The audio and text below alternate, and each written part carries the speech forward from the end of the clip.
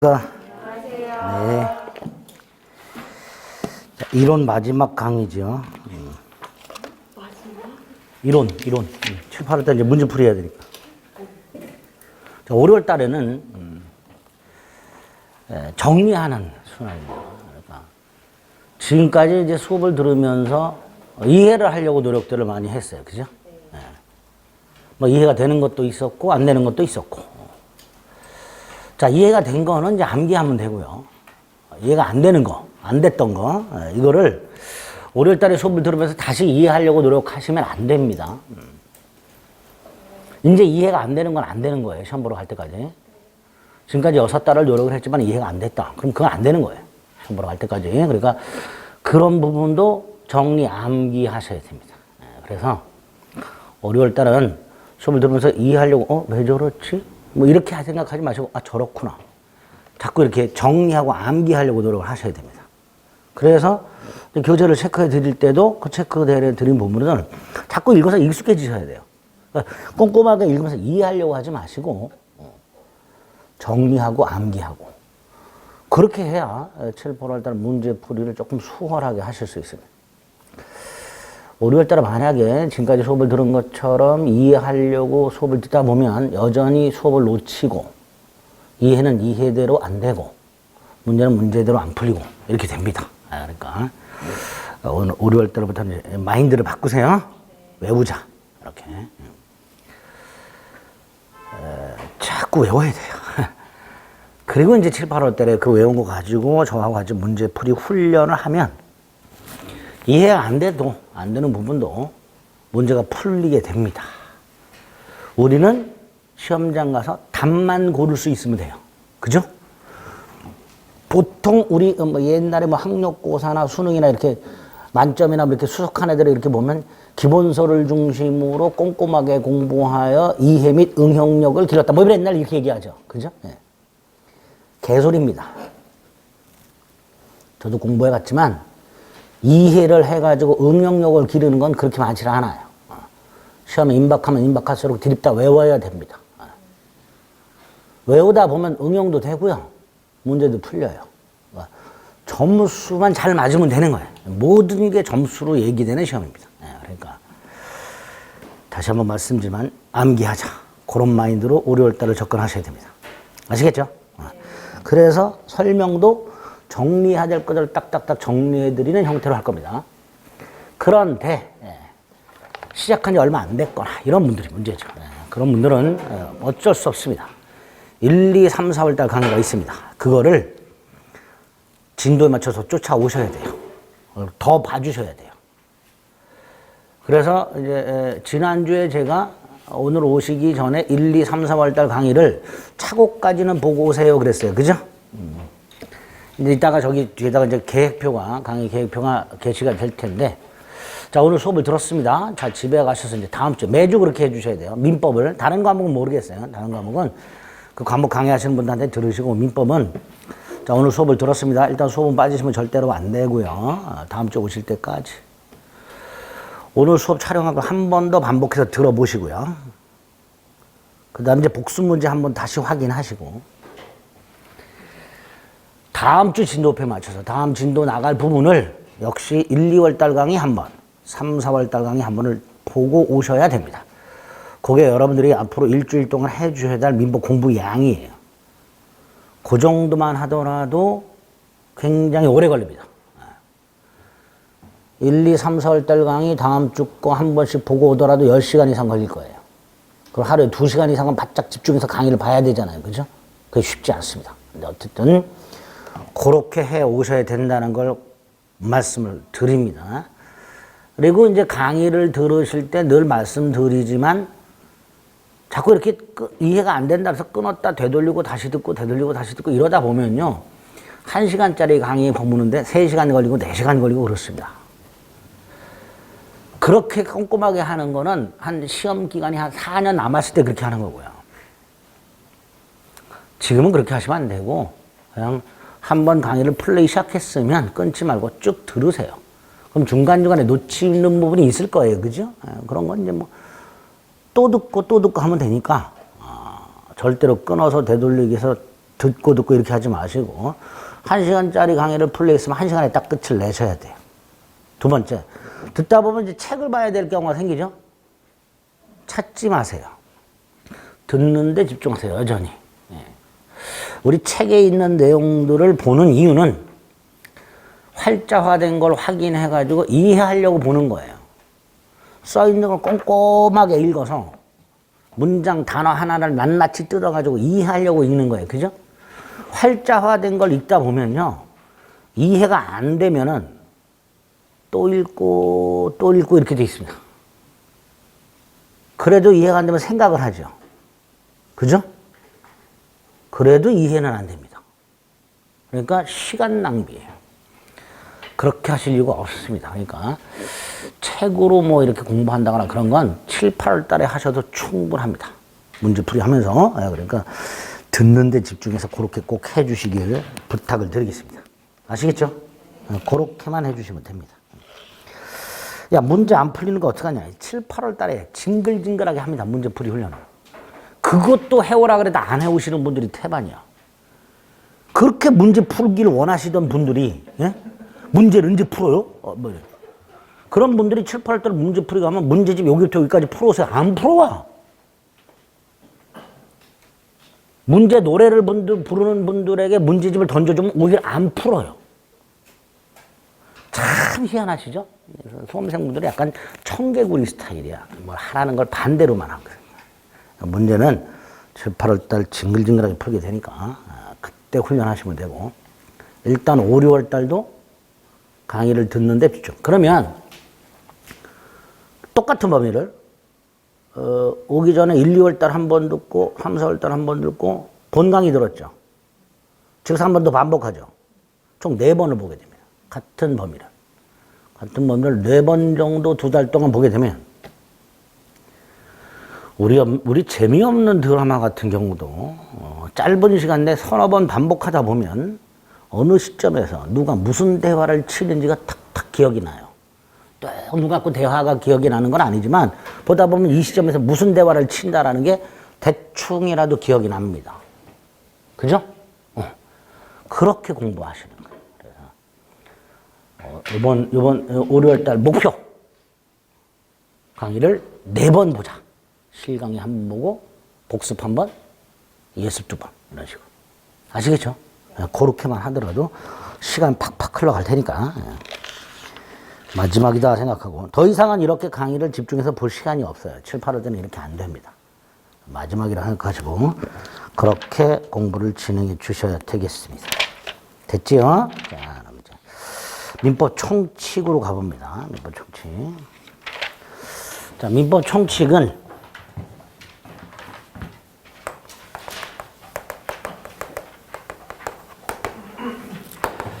열 문제가 나오는데 법률 행위의 유효 요건에 관한 내용이라 그랬어요.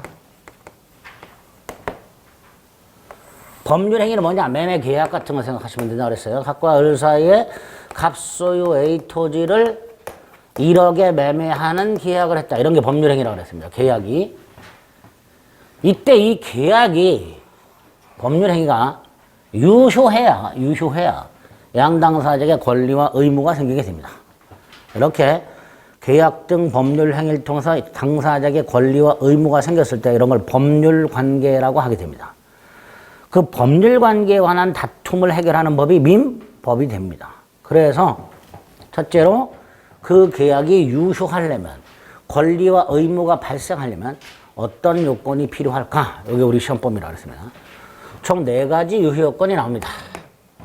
법률행위 목적이 갖춰야 요건, 목적의 확정성, 가능성, 적법성, 사회적 타당성 4가지. 두 번째, 이 법률행위 필수 불가결의 구성 요소가 있습니다. 의사표시라고. 자, 의사표시가 갖춰야 요건, 의사와 표시가 일치하고 하자가 없을 것. 그 하자가 뭐죠? 사기, 강박. 이게 없을 것. 두 번째 것. 세 번째로 이 계약을 갑이 직접 하진 않고 대리인이라고 다른 사람을 통해서 계약을 하는 형태가 있어요. 갑이 대리인에게 부탁을 하여 대리인이 대신 계약을 해주는 형태가 있습니다. 이렇게 대리인을 통한 계약을 한 경우에 그 대리인이 한 계약이 본인에게 유효하려면 어떤 요건이 필요한가? 이게 나오죠. 두 가지가 필요하죠. 대리인에겐 대리권이 있어야 되고 대리 행위라는 걸 해야 되고 대리인이 법률행위 계약을 할 때 대리 행위라는 형태로 해야 하고 그래야 본인에게 유효가 됩니다. 따라서 만약에 대리인이 대리권이 없이 대리행위라면 어떻게 되는가? 이게 이제 무건들이 문제죠. 여기 한 세트. 그래서 여기 세 개 파트에서 보통 한 8문제, 7문제 이렇게 나오죠. 유효권. 마지막 요건이 계약 등을 하면서 조건을 붙이거나 기한을 붙이는 경우가 있다요. 애가 뭘 사달라 그럴 때 조건을 붙여요. 기말고사 90점 이상 맞아라. 그러면 사줄게. 아니면 네 생일날 사줄게. 이런 식으로. 어? 뭔가 조건이나 기한을 붙여가지고 법률에 관한 경우도 있더라. 이럴 때 조건이나 기한이 붙어 있게 되면 그 조건과 기한에 따라서 법률의 효력이 좌우가 됩니다. 그러니까 이것도 유효 요건이 되는 거예요. 이렇게 네 가지. 그 다음에 이 유효 요건을 갖추지 못하면 그 법률의 무효 또는 취소할 수 있도록 해놨습니다. 5가지 타이틀이 우리 시험범위에 있는 거죠. 순서대로는 이런 순서로 넣어줘. 이렇게 순서대로. 이게 이제 우리 민법 정칙의 시험 범위가 됩니다. 자, 그 다음에 저 법률행위라는 개념은 어디서 나왔을까? 법률행위 유효요건이라고 했으니까 법률의 개념을 좀 기억하셔야 되는데요. 법률행위라는 개념은 민법 조문구조에서 나온다고 그랬어요. 자, 민법이라는 조문은, 민법이라는 법은 그 구조가 어떤 법이든지 마찬가지지만 이 법은 그 조문 구조가 3단 구조로 이루어져 있습니다. 보통. 구조가. 조문 구조가. 계약 등을 통한 권리 의무 관계, 즉 법률 관계가 생겼는데 그 법률 관계에 문제가 생기면 민법이란 법을 통해서 해결을 하게 되는데 그걸 해결하기 위해서 민법의 조문을 찾아가지고 요 당사자 간의 분쟁에 딱 들어맞는 조문을 찾아가지고 그 조문을 해석을 해야 되는데 조문을 해석하기 위해서는 조문의 구조를 알아야. 그죠? 영어 문장을 해석하기 위해서 영어 단어를 알아야 되고 영어 문장 구조를 알아야 해석이 되듯이 조문을 해석하기 위해서는 조문에 쓰여져 있는 법률 용어와 영어 단어 그 구조를 알아야 조문이 명확하게 해석이 될 겁니다. 조문 구조를 학자들이 연구해서 3단 구조로 이루어져 있다. 어떤 구성 요소가 있어요. 여기에 모여가지고 원인이 되고 그에 따라서 일정한 결과가 발생하는 이런 구조로 되어 있습니다. 예를 들어서 우리 민법 245조 1항을 보면요. 갑소유 땅을 을이 20년 이상을 소유의 사로 평온하고 공연하게 점유해요. 갑소유 땅 20년 이상 점유, 소유의 사로 점유, 평온하고 공연하게 점유. 그게 모여가지고요. 245조 1항이라는 법률 규정을 구성하게 되고 그걸 원인으로 하여 을에게 소유권이 생기는 이런 구조로 되어 있습니다. 조문 구조가. 이때 법률 구성 요소를 법률 사실이라고 부르고요. 원인을 법률 요건이라고 부르고요. 결과를 법률 효과라고 부르는데요. 이 법률 효과가 뭐냐? 누군가가 권리를 취득하거나 그 권리가 변경이 되거나 소멸하는 것을 말하게 됩니다. 이거 권리, 변동. 갑과 을이 만나가지고 갑이 이렇게 야 A 토지를 이렇게 사라고 청약을 하고 을이 수락을 하게 되면 매매 계약이 체결되고 매매 계약을 통해서 갑과 을에게 권리가 생기고 이런 구조로 되어 있더란 말이죠. 이렇게 법률 사실이 모여서 법률 요건을 충족하게 되면 그에 따라서 법률 효과가 발생하는 이런 구조로 되어 있고요. 이때 법률 효과를 권리 변동이라고 부르게 됩니다. 여기서 이제 권리 변동에 어떤 모습이 있는지 요거 한 세트 정리하셔야 되고요. 두 번째, 이 권리를 변동시키는 원인, 즉 법률 요건은 두 가지가 있다. 앞으로 봐야 될 법률 행위와 법률 규정.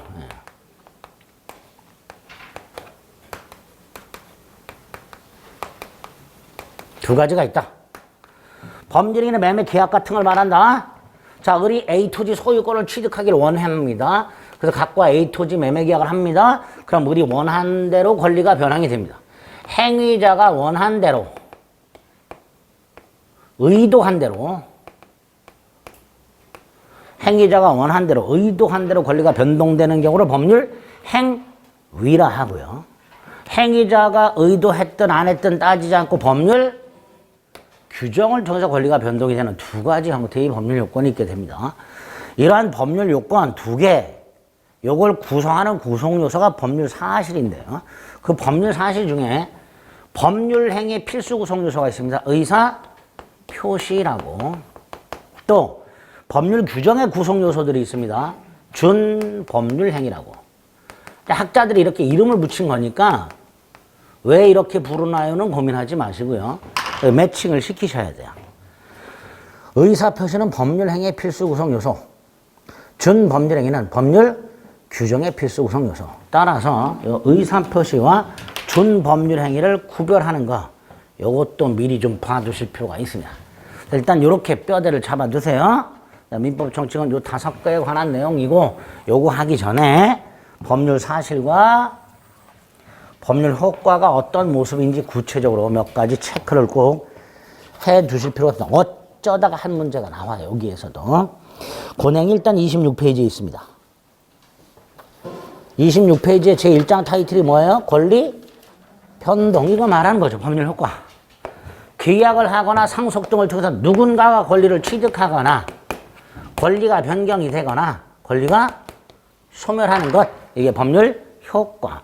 계약을 통한 권리 취득, 상속을 통한 권리 취득, 이런 식으로. 그러니까 법률 효과가 곧 권리 변동이 되겠죠. 그 권리 변동의 형태라고 해서 네모 2번 있습니다. 거기에 보면 이제 3가지가 나오는데요. 그 중에 첫 번째가 권리의 취득이죠. 자, 권리의 취득은 일단 크게 원시 취득과 승계 취득으로 나누게 됩니다. 이거 구별해야 됩니다.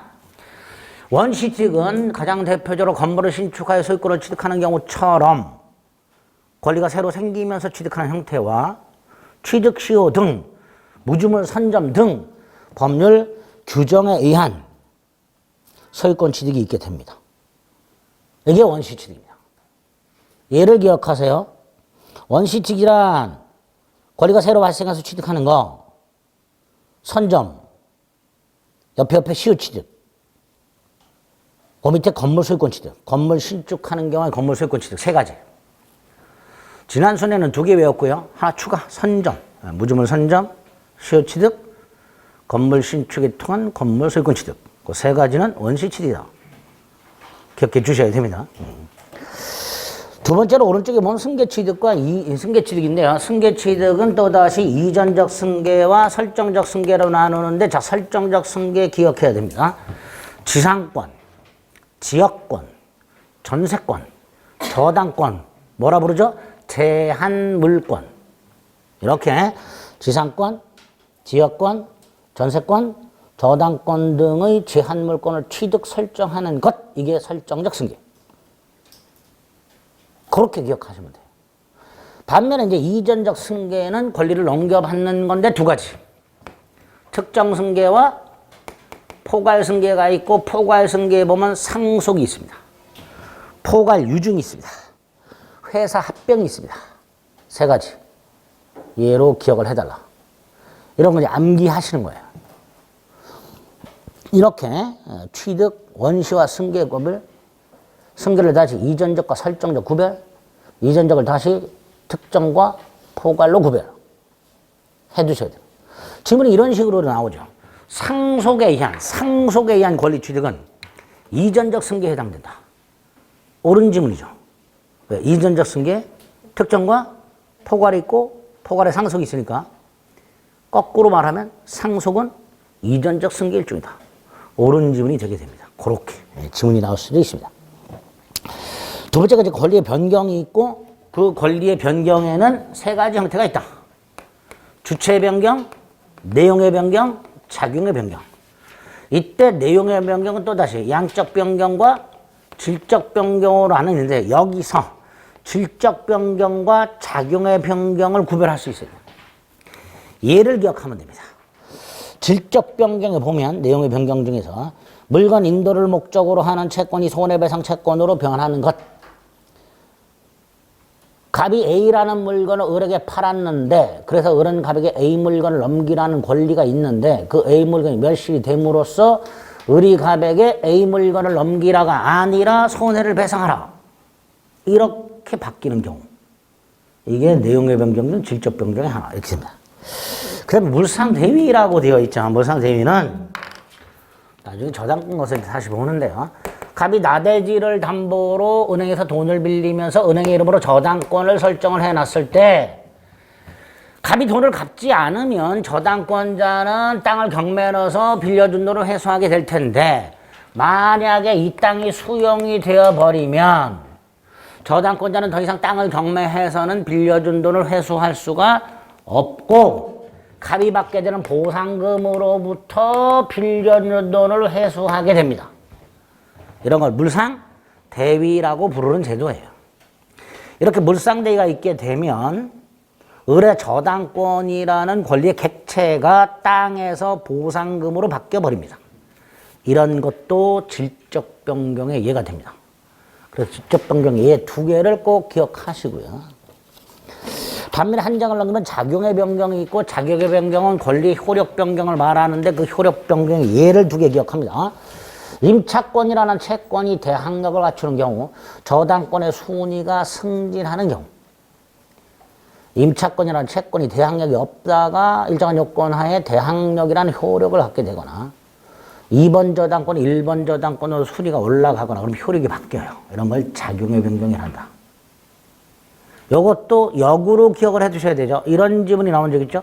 저당권의 순위가 승진하는 것은 권리의 내용적 변경이다. 이렇게 나온 적 있죠. 틀렸죠?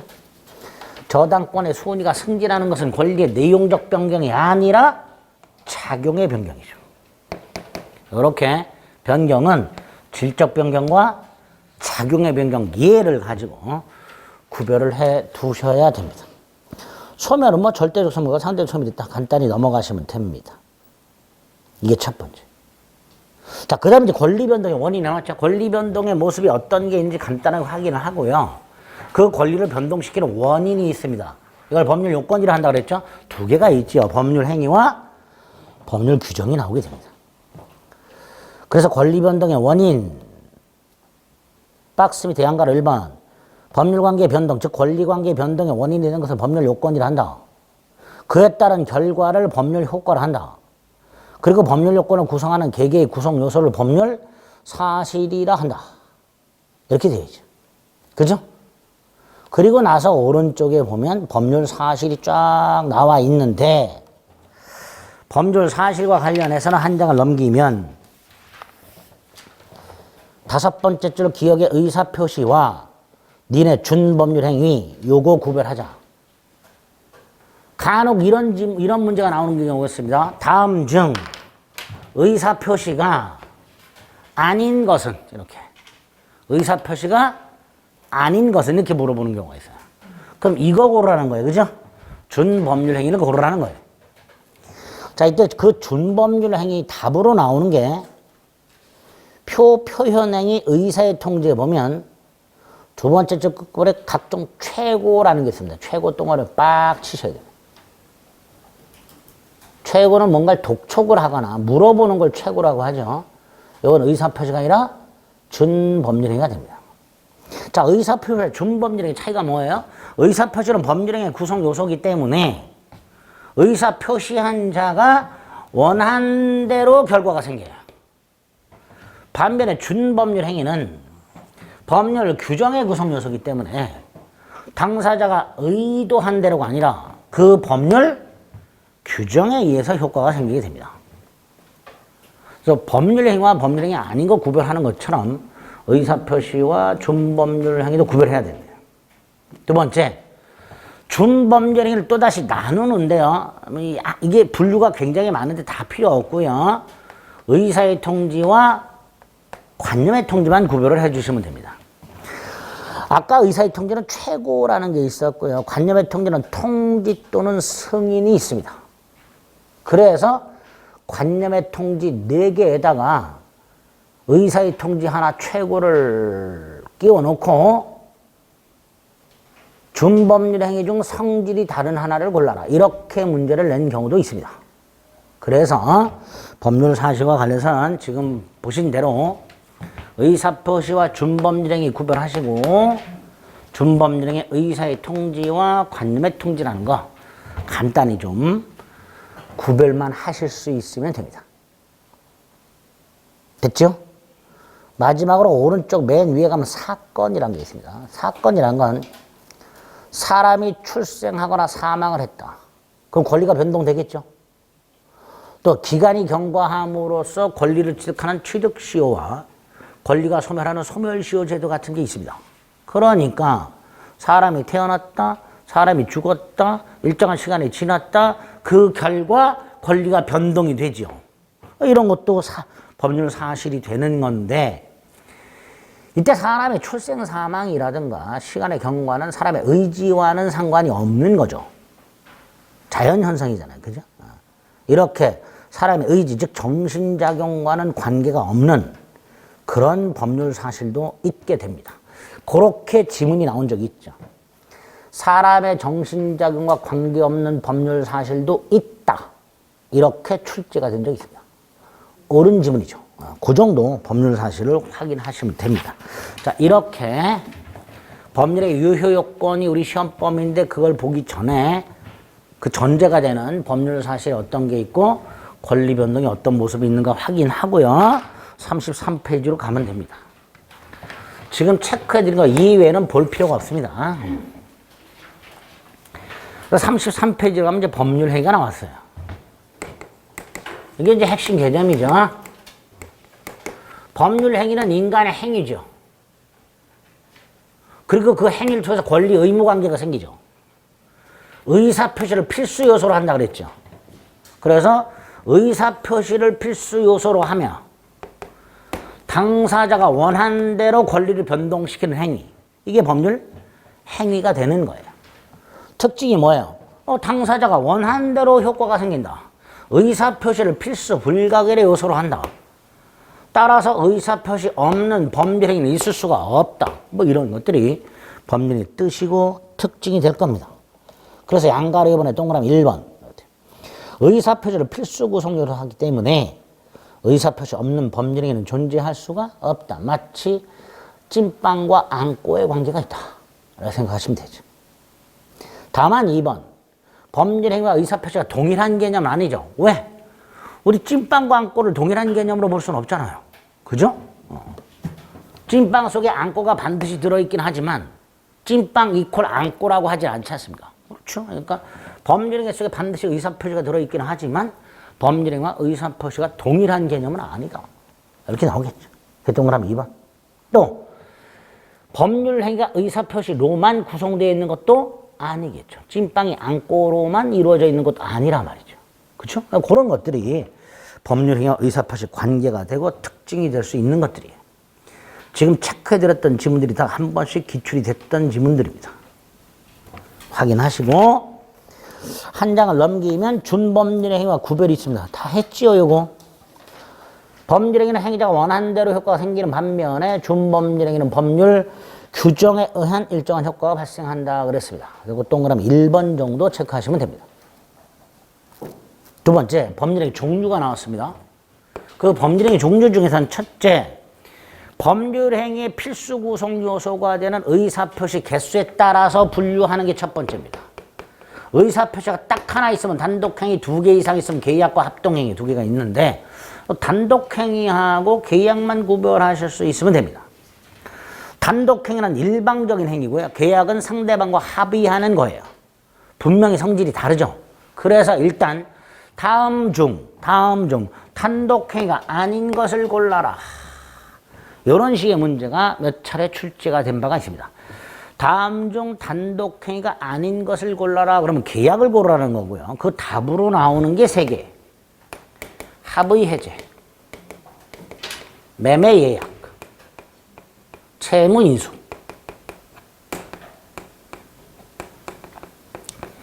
요 3가지가 보통 답으로 등장하게 됩니다. 이게 첫 번째입니다. 두 번째로 다시 단독행위를 상대방 없는 단독행위와 상대방 있는 단독행위로 나눠야 되는데요. 이것도 시험 문제가 이렇게 나오겠죠. 다음 중 상대방 있는 단독행위가 아닌 것은 이렇게. 그럼 상대방 없는 단독행위를 고르라는 거죠. 우리 시험 문제가 참 이상해요. 상대방 없는 단독행위를 고르세요. 그러면 될 거를 상대방 있는 단독행위가 아닌 것을 골라라. 이렇게 내요. 꼭. 한번 부정어를 써서. 그래서 상대방 있는 단독행위가 아닌 것은 상대방 없는 단독행위를 고르라는 말이고요. 여기서 답으로 나오는 게 재단법인 설립행위 답으로 나왔었고요. 재단법인 설립행위. 동산자를 빼고 소유권 포기가 답으로 나온 적도 있습니다. 뭐 유언은 잘 안 나오고요. 어쨌든 상대방 없는 단독행위의 예를 3개 기억하자. 유언, 재단법인 설립행위, 동산 소유권 포기. 그렇게 하시면 단독행위와 계약을 구별하실 수 있게 됩니다. 그 다음에 그래서 그 표에 있는 거 확인하시고 오른쪽에 보면 단독행위 특징이 있지요. 첫 번째 특징은 기업, 법률에 규정이 있을 때 하나의 허용이 되는 걸 특징으로 합니다. 단독행위는 일방적인 거라 그랬어요. 그죠? 그러니까 함부로 못해요. 그래서 취소 같은 경우도요. 나중에 보시겠지만 행위 당시 법에서 정한 취소 사유가 있을 때만 취소할 수 있도록 해놨습니다. 뭐 물론 예외는 있지만 원칙이 그렇다는 거죠. 법률에 규정이 있을 때 하나의 허용된다. 요거를 또 단독행위 법정주의 이렇게 부르는 사람들도 있습니다. 그게 첫 번째 특징이고요. 니은 원칙적으로 조건이나 기한을 붙일 수가 없습니다. 나중에 이제 조건 기한 가서 볼 건데요. 단 그 조건이나 기한을 붙일 수 없다 밑에다가 채무 면제 여기에 조건 붙일 수 있다. 채무 면제는 다른 말로 채권 포기라고도 하는데요. 갑이 이렇게 100만 원을 꿔준 게 있는데 야 100만 원 내가 안 받을게. 이게 채무 면제예요. 에? 야 내가 꿔준 거 있는데 안 받을게. 이게 채무 면제 또는 채권 포기라고 하는데요. 단독행위입니다. 그런데 여기다가 조건을 붙일 수 있느냐? 있습니다. 야 너 올해 33회 시험 합격하면 내가 꿔준 돈 100만 원 안 받을게. 얼마든지 그렇게 할 수 있지요. 그래서 단독행위에는 원칙적으로 조건이나 기한을 붙이지 못하는데 예외 하나 기억해달라. 채무 면제와 같이 상대방의 이익만을 주는 행위 여기는 뭐 붙일 수 있다? 조건 붙일 수 있다. 따로 하나 기억을 해 주시기 바랍니다. 그 정도 일단 확인하시고요. 밑으로 쭉 내려가면 채권 행위와 처분 행위가 있습니다. 자, 두 번째 구별입니다. 처분 행위는 또다시 물권 행위와 준물권 행위로 나뉘는데요. 갑과 을 사이에 1월 10일 날 갑소유 A 토지를 1억에 매매하는 계약을 했고 1월 30일 날 갑이 을에게 대금을 받고 등기를 이전해 줬다. 그래서 A 토지 소유권이 을에게 변경이 됐다. 변동이 됐다. 자, 요때 1월 10일 날 매매 계약을 하게 되면 당사자는 의무가 생겨요. 예를 들어 갑은 1월 30일까지 A 토지 소유권을 넘겨줘야 될 의무가 생기죠. 이렇게 의무를 부담하는 행위를 채권 행위라 하자. 의무를 부담하는 행위를. 반면에 1월 30일 날 갑이 을로부터 대금을 받고 등기를 넘겨줬다. 이게 뭐야? 의무를 이행하는 거죠. 그죠? 이렇게 의무를 이행함으로써 소유권이 을에게 이전이 되죠. 권리가 전국적으로 이전이 됩니다. 이렇게 의무를 이행함으로써 권리를 전국적으로 변동시키는 행위를 처분행위라 하자 라고 약속을 한 거고요.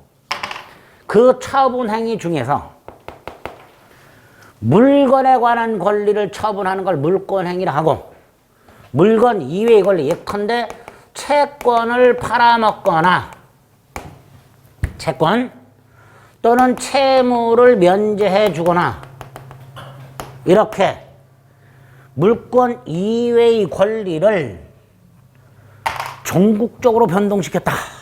이런 걸 준 물권행위라 하죠. 준물권행위. 이렇게 채권행위와 처분행위 구별하시고 처분행위를 또다시 물권행위와 준물권행위를 구별한 다음에 왜 구별하는가? 채권행위와 처분행위를 왜 구별하는가? 자, 채권행위 1월 10일 날 A 토지 매매 계약을 할 당시에 이 A 토지가 병소유. 그럼 갑의 입장에서는 타인 물건을 매매한 거죠. 유효냐 무효냐의 문제가 생기는데 유효다. 유효다. 타인 물건 매매 계약도 유효하다. 약속만 하는 거니까. 그런데 갑이 1월 10일 날 등기를 넘겨줄 때도 병소유. 이거 안 되죠. 남의 물건 함부로 등기 넘겨줄 수는 없으니까. 그러니까 갑이 을에게 병소유 땅을 팔면서 어떻게든 30일까지는 그걸 처분할 수 있는 권한을 가진 상태에서 처분해 줘야 된단 말이죠. 다시 말해서 처분 권한이 없는 자의 채권 행위는 유효하지만 처분 권한이 없는 자의 처분 행위는 무효가 된단 말이에요.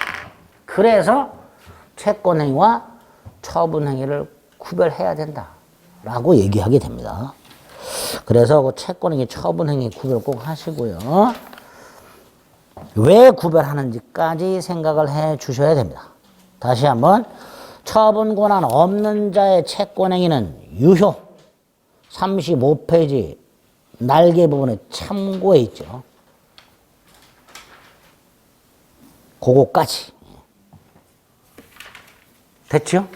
그리고 처분 행위는 물권 행위와 준물권 행위로 나뉘는데 준물권 행위 세 번째 줄에 있는 예, 채권량도 채무 면제. 요거는 기억을 해 두셔야 됩니다. 처분 행위라는 거. 나머지는 앞으로 이제 살살 하시면 됩니다. 그래서 일단 법률의 종류와 관련해서는 두 가지는 꼭 구별을 해 두시자. 그리고 나서 오른쪽에 보면 법률행위 요건이 나왔죠. 자, 법률 요건은 크게 두 가지가 있죠. 성립 요건하고 유효 요건. 성립 요건은 간단하게 갑과 을이 계약을 했냐 안 했느냐의 문제고요. 유효 요건은 그 계약이 유효냐 무효냐의 문제죠. 그죠? 그래서 법률의 요건은 성립 요건과 유효 요건 두 가지가 있다. 그 중에 성립 요건 넘기면 두 종류가 있다. 일반적 성립 요건과 특별 성립 요건. 먼저 일반적이라는 것은 모든이라는 뜻이에요. 모든. 여기서 말하는 일반적이라는. 그래서 모든 법령에 공통적으로 필요한 요건. 이게 일반적 성립 요건이죠. 세 가지가 필요하다고 하죠. 법률행위 하는 당사자가 존재할 것. 법률의 목적이 존재할 것. 그 법률행위 목적을 의사 표시를 통하여 표시할 것. 그래서 세 가지 요건. 당사자, 목적, 의사 표시. 그 당사자, 목적, 의사 표시가 갖추어야 할 효력 요건이 바로 일반적 효력 요건이 됩니다. 그래서 일반적 성립 요건은 일반적 효력 요건으로 연결이 돼야 됩니다. 두 번째, 특별 성립 요건이라고 어떤 특정한 법률 행위만 필요한 성립 요건이 있습니다. 예를 들어 혼인이라는 법률 행위는 구청 가서 혼인 신고를 해야 성립이 됩니다. 아무리 거창하게 결혼식을 했다 하더라도 혼인 신고하지 않는 한 혼인이 성립했다고 할 수 없습니다. 그 다음에 요물계약에 있어서 물건의 인도라고 되어 있습니다. 그 위에다가 계약금 계약에서의 계약금 교부를 써놓으세요. 나중에 계약법 가서 이건 따로 봅니다. 계약금 계약이라는 법률 행위가 성립하려면 계약금을 주고받아야 계약금 계약이 성립하게 됩니다. 따라서 계약금을 주고받는 것은 계약금 계약의 성립 요건이 되는데 이렇게 뭔가를 주고받아야 성립하는 행위. 이거를 요물계약이라고 하는 거예요. 뭔가를 주고받아야 성립하는 계약을 요물계약이라고 하게 됩니다. 계약법 가서 볼 거예요. 특별 성립요건. 그 다음 이제 유효요건이 첫 번째가 일반적 유효요건이라고 일반적 성립요건이 갖춰질 요건 3개가 나오죠. 첫째, 당사자는 능력이 있을 것. 자, 이 능력은 3가지. 권리능력, 의사능력, 행위능력 3가지를 말하는데 간단히 기억하시면 되죠. 의사 능력이 없는 자의 행위는 무효. 행위 능력이 제한되는 자의 행위는 취소. 그래서 오른쪽 맨 위에 동그라미 2번과 39페이지 오른쪽 맨 위에 동그라미 2번과 3번 행위 능력 3줄. 그 정도 확인하시면 돼요. 능력 부분에서는.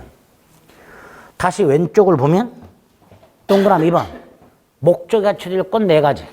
확정성, 실현 가능성, 적법성, 사회적 타당성. 세 번째, 의사표시가 갖춰질 요건. 의사표시가 일치하고 하자가 없을 것. 이게 일반적 유효요건입니다. 그 중에서 2번째 요건과 3번째 요건을 구체적으로 다시 볼 거고요. 그 다음에 오른쪽. 특별 효력요건 있죠. 대리권의 존재, 조건의 성취, 기한의 도래. 그죠? 그리고 하나 추가 뭐가 있죠? 토지거래 허가. 토지거래 허가구역 내에서의 토지거래 허가. 요게 바로 특별 효력요건이 됩니다. 그 특별 효력요건에 관한 게 이제 여기서 나오는 거죠. 대리, 부관, 무효, 취소에서.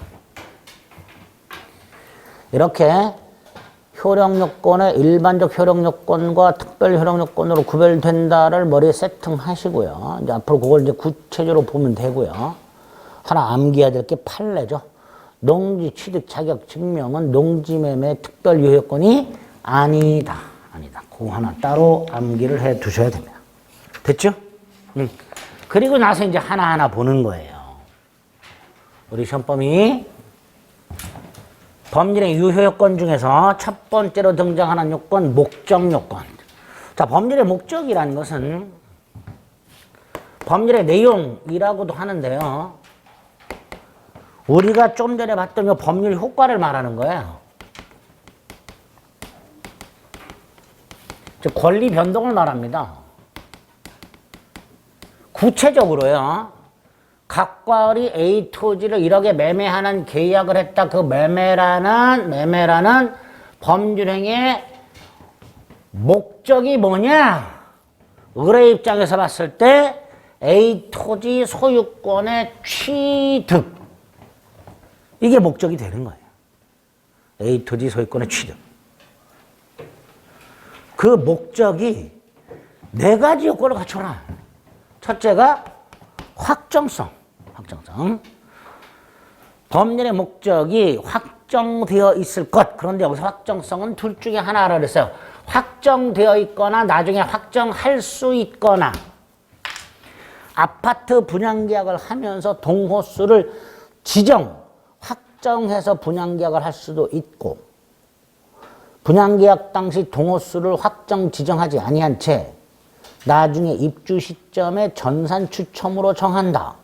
라고 확정할 수 있는 기준이나 방법을 마련해 둘 수도 있지요. 그래서 확정성은 둘 중에 하나. 확정되어 있거나 확정할 수 있거나. 그걸 의미하게 된다. 두 번째가 확정성을 갖췄다면 실현이 가능해야 된다. 여기서 실현이 가능하냐 불가능하냐는 상식선에서 결정하면 되고 사회통념이라고 합니다. 네? 상식적으로. 두 번째, 행위 당시를 기준으로 해라. 따라서 계약 당시 불가능하면 무효 이렇게 되거든요. 그 계약 당시 불가능을 뭐라 하죠? 원시적 불능. 1월 10일 날 건물을 매매하는 계약을 했는데 그 건물이 이미 1월 9일 날 멸실이 된 상태. 이런 걸 원시적 불능이라 한다. 원시적 불능인 계약은 무효. 반면에 계약 체결 당시에 건물이 멀쩡히 있었는데 나중에 멸실됐다. 후발적 불능은 유효 이렇게 되죠. 행위 당시, 계약 당시 불가능해야 무효이기 때문에 목적의 실현 가능과 관련해서는 의의가 있고 밑에 불능의 유형이 있습니다. 원시적 불능과 후발적 불능을 구별하고 그 다음 오른쪽 원시적 불능은 무효. 그리고 계약법에 가면 손해배상 책임이 하나 나온다. 뭐? 계약 체결상의 과실책임.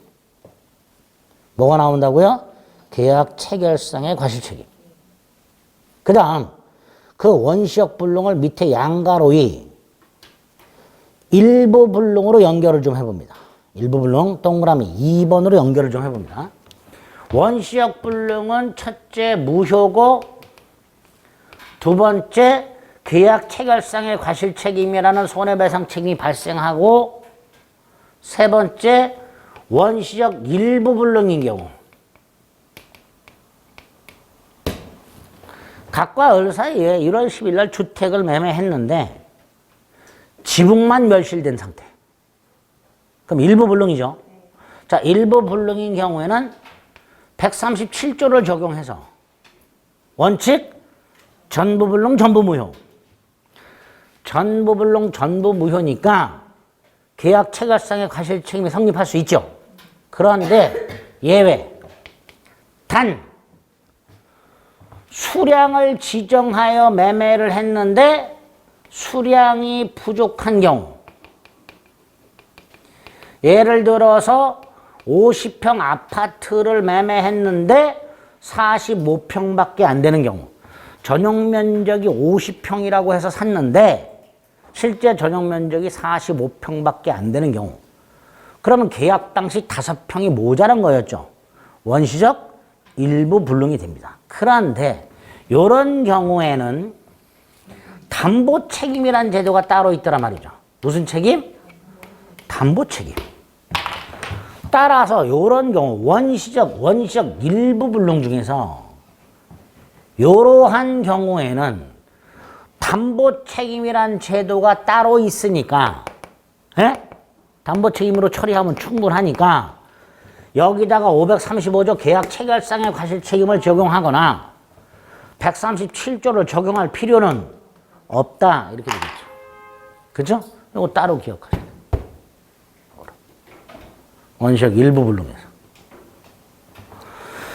반면에 동그라미 2번으로 3번 올라가면 후발적 불능이라고 돼 있죠. 기억 무효가 아니다. 그 다음 니은 후발적 불능을 처리하는 계약법상 제도 2개. 채무 불이행 책임과 위험 부담. 그래서 이 목적의 실현 가능성과 관련해서는 계약법에 가면 4가지 제도와 연결이 되는 거예요. 계약 체결상의 과실 책임, 담보 책임, 채무 불이행 책임, 위험 부담. 이제 계약법 가서 그런 걸 살펴보면 됩니다. 그런 거하고 연결이 될 수 있다. 됐죠? 자, 여기까지가 목적의 실현 가능성의 문제다. 세 번째가 확정돼 있고 실현이 가능하더라도 법을 위반하면 안 된다. 적법성. 그렇죠? 그리고 법을 크게 강행규정, 임의규정으로 나눠요. 그래서 강행규정을 위반하면 무효, 임의규정을 위반하면 무효가 아니다. 이렇게 됩니다. 즉 모든 법규범을 위반한 게 무효가 아니고요. 강행법규를 위반했을 때만 무효가 됩니다. 그 다음 임의규정을 위반했을 때 무효가 아니라 그랬죠. 자, 임의규정의 예를 하나 기억하셔야 된다 그랬죠. 임차인의 비용상환 청구권 규정 626조 임차인의 비용상환 청구권 규정 임의규정이라고 했습니다. 그래서 나중에 임대차 계약을 가면 임차인의 비용상환 청구를 포기하는 약정은 유효 판례가 나오게 되죠. 이렇게 강행규정과 임의규정을 일단 구별하시되 임의규정에 요게 있다는 거 하나 확인하셔야 돼요. 두 번째, 강행규정을 또다시 효력규정과 단속규정으로 나누세요. 효력 규정을 위반하면 무효입니다. 근데 단속 규정을 위반하면 유효하되 처벌이 됩니다. 그러니까 처벌이 된다는 점에서 임의 규정과 다른 거예요. 그리고 단속 규정의 예를 3개 기억해야 되죠. 첫째가 미등기 전매 금지, 분양권 전매 제한, 공인 중에서 직접 거래 금지. 이 3가지가 단속 규정이 됩니다. 오른쪽에 보면 일단 단속 규정이라고 해서 단속 규정은 어쩌고저쩌고 처벌은 받지만 그 사법상의 효과는 영향을 미치지 않는다. 동그라미 2번. 첫 번째 줄 끝에 미등기 전매 행위. 주택법상 전매 제한 위반한 전매 약정. 그 밑에 판례. 개업공인중개사가 중개일인과 직접 거래하는 행위를 금지하는 규정. 3가지. 미등기 전매 금지. 아파트 분양권 전매 제한 규정.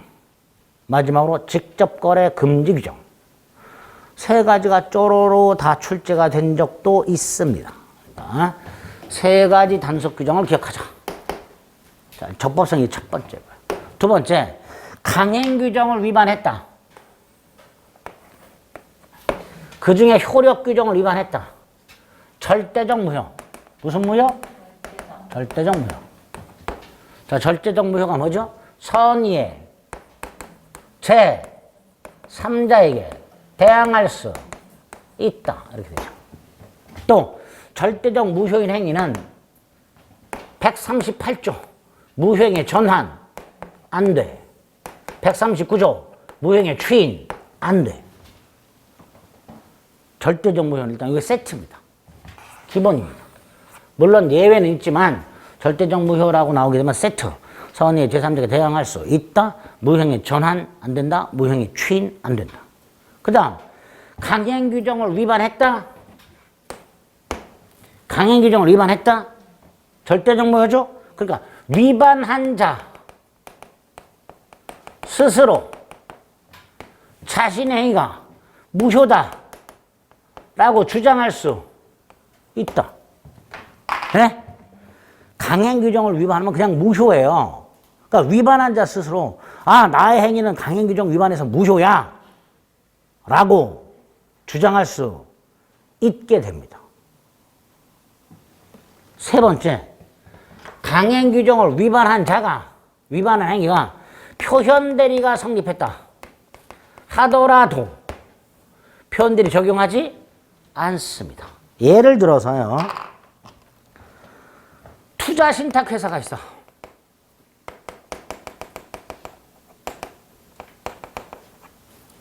여기 직원을이 있어. 투자자와 투자를 설명하고 투자를 권유해. 투자 권유할 수 있어요, 없어요? 있죠. 투자회사가 하는 게 뭐야? 상품 개발하고 투자 권유한 거잖아요. 그죠? 그런데 이 투자 권유가 부당하면 안 돼요. 증권거래 보면은 주식회사나 투자신탁회사가 투자 상품을 만들어서 투자자에게 투자를 권유하는 것까지는 괜찮은데 그게 부당하면 안 돼요. 이걸 금지하는 규정을 두고 있어요. 여기서 부당하게 투자를 권유하는 게 뭐냐? 수익을 보장해 주겠다라고 속여가지고 투자를 끌어내는 경우, 손실을 보전해 주겠다라고 속이는 경우, 이렇게